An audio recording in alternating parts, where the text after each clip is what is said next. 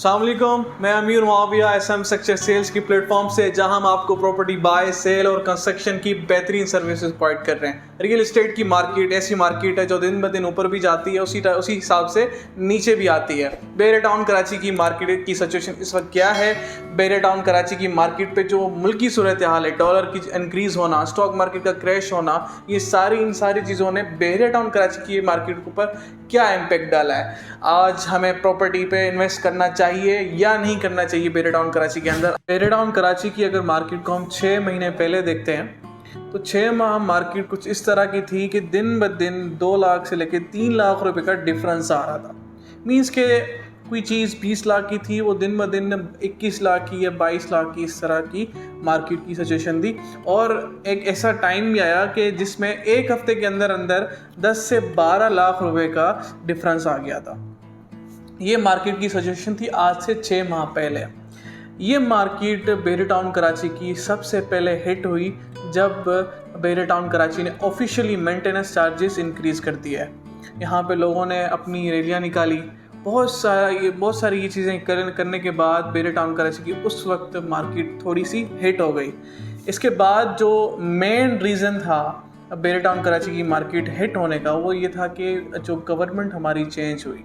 Government जैसे ही हमारी change हुई, हमारे जो भी इन्वेस्टर्स थे, कुछ ऐसे इन्वेस्टर्स भी थे जिन्होंने जैसे ही ये चीज़ें देखी अपनी चीज़ें सस्ते में निकाल दी। मतलब मीन्स के उन्होंने अपनी जो उनकी मार्केट थी 25 लाख रुपए फॉर एग्जांपल, वो उन्होंने 22 से 20 लाख रुपए में सेल आउट करके अपने पैसे निकाल लिए वहाँ से। और इसके साथ साथ अगर वो जैसे गवर्नमेंट चेंज हुई, उसके साथ साथ इन्वेस्टर कुछ ऐसे जिन्होंने होल्ड कर दिया, वो ये देखना चाह रहे थे कि चलो गवर्नमेंट तो चेंज हो गई, अब बजट अनाउंस हो ताकि हम देखें कि हमें क्या रिलीफ दी जा रही है, क्या हमें अदर प्रॉपर्टीज़ बाय करनी चाहिए या नहीं करनी चाहिए। तो ये सारे इन्वेस्टर्स वेट कर रहे थे कि बजट अनाउंस हो और ताकि हमें रिलीफ दी जाए और हम इजीली प्रॉपर्टी में इन्वेस्ट करें और हम प्रॉफिट कमाएं। तो जब बजट अनाउंस हुआ, वहाँ पे हम देखते हैं कि कोई रिलीफ नहीं दी गई।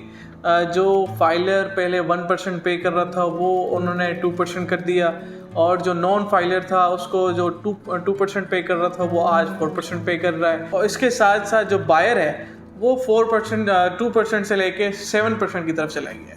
मीन्स के बहुत ज़्यादा इंक्रीजमेंट आई टैक्स के ऊपर, और डॉलर जो है वो भी इंक्रीज़ होता गया। आज के अगर दिन हम देखते हैं कि 230 रुपये तक जो है डॉलर पहुंच गया है। कुछ ज़्यादा ही, कुछ तेज़ी से ही जो है डॉलर ने जंप मारा है। उसके साथ साथ स्टॉक मार्केट को देखते हैं, वो भी क्रैश हो गई थी। तो उस वक्त मार्केट की सिचुएशन बहुत ही ज़्यादा, एक हम कैसे कहते हैं कि बहुत ही ख़राब थी। न बाइंग इतनी ज़्यादा हो रही थी, न सेलिंग इतनी ज़्यादा हो रही थी। और इन सारी चीज़ों के दौरान ये हुआ कि जिन इन्वेस्टर्स ने अपने प्लॉट होल्ड किए हुए थे काफ़ी अरसे से, उन्होंने अपनी 45 लाख की चीज़ 35 में बेचना शुरू कर दी। और हमने देखा कि काफ़ी परसेंट्स में 10 लाख रुपए तक का डिफरेंस आ गया।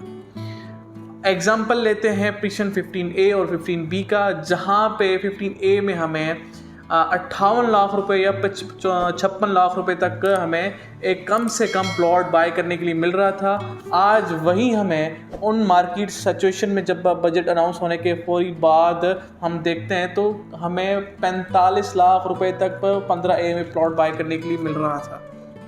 10 लाख रुपए का डिफरेंस आ गया। ऐसे ही 15B में भी ऐसे ही जो है प्राइसेस डिक्रीज़ हुई, और भी काफ़ी परसेंट में ऐसे ही करेक्शन आई।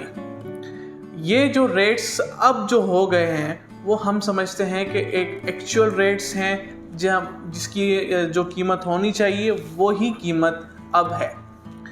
पहले आर्टिफिशियली जो है डीलर्स ने इनका जो है प्राइसेस इंक्रीज़ की हुई थी, अब वो चीज़ नहीं रही बेरे की मार्केट के अंदर।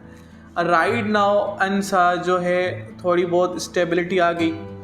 डॉलर इंक्रीज़ हो रहा है, लेकिन हमारी जो स्टॉक मार्केट है वो स्टेबल हो चुकी है और उसमें कुछ बेहतरी आई है।